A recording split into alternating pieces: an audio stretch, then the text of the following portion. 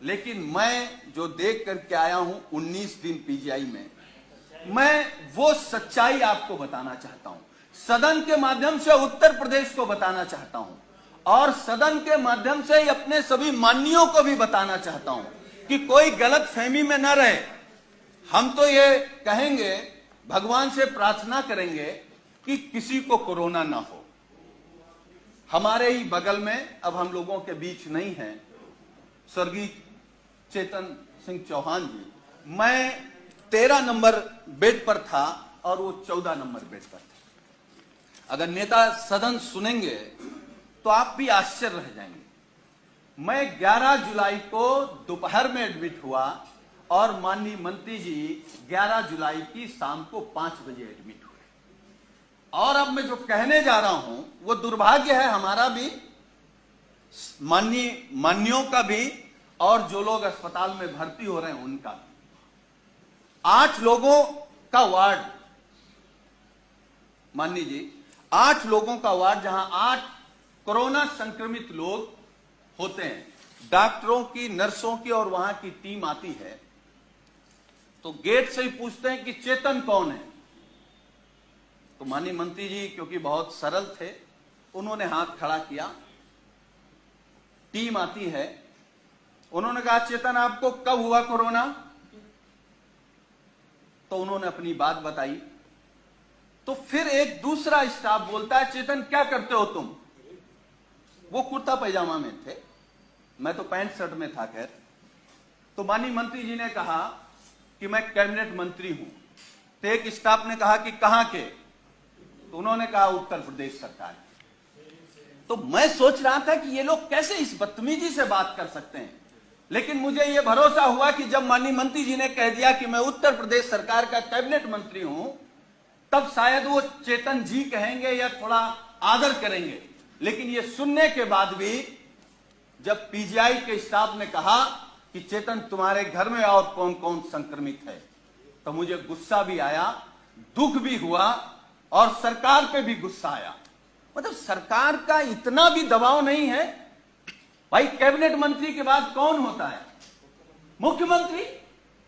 इसका मतलब उत्तर प्रदेश में केवल योगी आदित्यनाथ जी का सम्मान होगा। अगर शर्मा जी को कोरोना हो गया तो आपके साथ क्या व्यवहार होगा आप सोच नहीं सकते।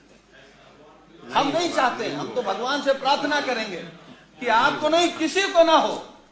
लेकिन उसके बाद मान्यवर, मुझे जब गुस्सा आया, मैं अपना गुस्सा नहीं रोक पाया, तो मैंने डॉक्टर से कहा कि आप जानते हैं कौन है?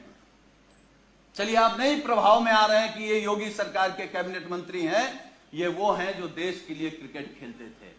तो उस डॉक्टर ने कहा अच्छा ये वो चेतन है, और ये कहते हुए डॉक्टर और स्टाफ पूरा चला गया।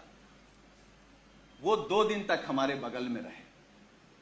मतलब वो, मैं ये कह सकता हूं कि जिस घुटन में थे वो माननीय शर्मा जी नहीं महसूस कर सकते। और मुझे जो शब्द नहीं कहना चाहिए, वो कोरोना से हमको आपको छोड़ के नहीं गए, सरकार की अव्यवस्था से हमको आपको छोड़ करके गए।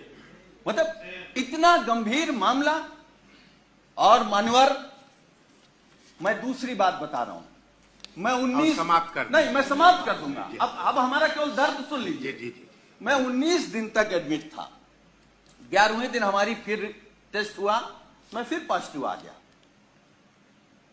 फिर 4 दिन बाद टेस्ट हुआ, फिर पॉजिटिव आ गया। हमारे माननीय राष्ट्रीय अध्यक्ष, हमारे नेता माननीय अखिलेश यादव जी ने फोन से हमसे कहा कि सरकार का शासनादेश हो गया है कि तुम घर पर रह करके ठीक हो सकते हो, इस सरकार की व्यवस्था पर भरोसा मत करो और जांच करा करके आप लिख करके देख आओ कि हमको इलाज नहीं कराना, हम होम क्वारंटीन रहना चाहते हैं। अब मैं वो बात बताने जा रहा हूं मान्यवर आपको। मैंने राष्ट्रीय अध्यक्ष जी से अनुरोध किया कि एक जांच और करा लेते हैं, हो सकता है कि हम निगेटिव आ जाए। हमारी एक जांच हुई जिसमें मैं पॉजिटिव आया। नर्स ने कहा कि आप पॉजिटिव हैं, डॉक्टर की टीम आई, उन्होंने कहा कि आप पॉजिटिव हैं या नहीं हैं, हमको दूसरा टेस्ट करना पड़ेगा। हमारा सुबह दूसरा टेस्ट हुआ। जब दूसरा टेस्ट हुआ, जब शाम को मैंने कहा कि हमारी रिपोर्ट क्या आई, तो उन्होंने कहा कि आपका रेपर बदल गया था, इसलिए शाम को तीसरा टेस्ट होगा। जब तीसरा टेस्ट हुआ तो सुबह हमने पूछा कि हमारी रिपोर्ट क्या है, तो डॉक्टरों ने कहा कि आपका सैंपल बदल गया, इसलिए आपका चौथा टेस्ट होगा। हमारा चौथा टेस्ट हुआ। चौथे टेस्ट में मानवर जानते क्या हुआ? जब हमने रिपोर्ट पूछा तो उन्होंने कहा कि आपका फार्म तो वहां चला गया था लेकिन सैंपल नहीं गया है। तो हमने कहा पांचवा कर लो। हमारा पांचवा टेस्ट हुआ। पांचवा टेस्ट हुआ और मैंने लिखित में दिया कि हमको पीजीआई में इलाज नहीं कराना है, हम घर में रहकर के जो सरकार के निर्देश हैं उनको पालन करते हुए हम स्वस्थ हो जाएंगे। मैं पहला पेशेंट हूं सरकार के निर्देश के बाद जो ये लिख करके आया कि मुझे नहीं इलाज कराना। मैं ये नहीं कह रहा हूं कि हम सभी डॉक्टरों पर सवाल खड़ा कर रहे हैं। डॉक्टर भगवान की तरह दिखता, हमको भी 19 दिन भगवान की तरह दिखा और हम भगवान की तरह मानते हैं, लेकिन ये अव्यवस्था आखिर कैसे?